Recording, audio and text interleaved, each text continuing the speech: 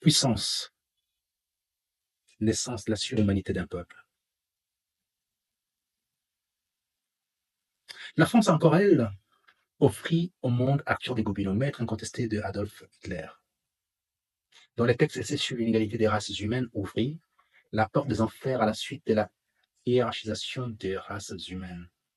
Avec une clarté médicale, des Gobineau, encore lui, s'érigeant en anthropologue, physiologue, en démontrant par les menus une folie qui fait plaisir aux honnêtes bonnes gens, destinés et communiés chaque dimanche, censés repentir du commerce d'âmes et la maltraitance infligée aux Noirs en Afrique et par-delà les mers et les océans.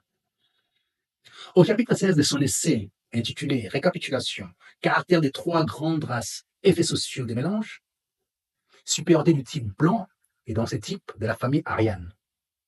On pouvait lire la variété mélanine noire est la plus humble et gît au bas de l'échelle.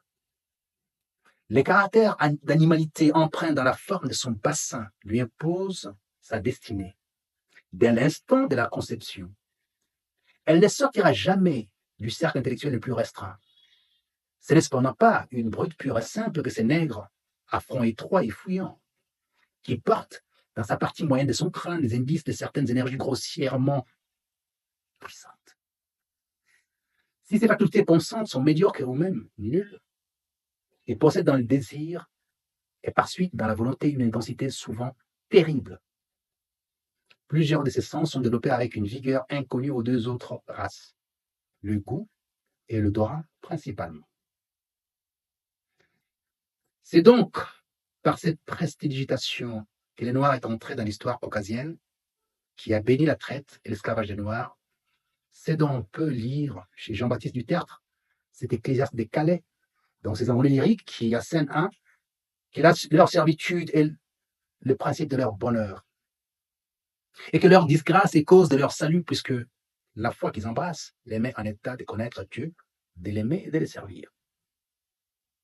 Cette porte est le mensonge absolu. Faut-il réformer ces mensonges? Bien sûr que oui, mais à quel prix? Notre espérance étant située au ciel, notre soleil qui gouverne notre être et agglomère toutes nos forces, notre foi dans l'au-delà, qui nous exige de souffrir ici-bas, de consentir et devenir chacun en ce qui les concerne, Jésus en croix. Nous devons nous percer les mains pour accéder à la béatitude, souffrir par passion, croire par obligation, nous soumettre par nécessité des rédemptions, nous unir pour l'espérance et mourir pour la résurrection avec Jésus au paradis. N'est-ce pas la plus risible des forfaitures? Voici pourquoi la lutte nouvelle, lutte de l'intelligence et de la conscience nous impose la révolution nécessaire à la réforme salvatrice.